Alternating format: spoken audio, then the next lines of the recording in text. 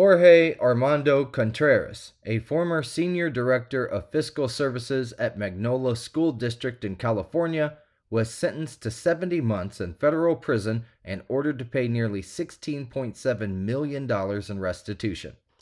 Contreras, who managed the district's finances, embezzled the funds over several years by depositing falsified checks into his personal bank account. He used the stolen money to fund a lavish lifestyle, including luxury goods and a luxury car, NBC News has reported.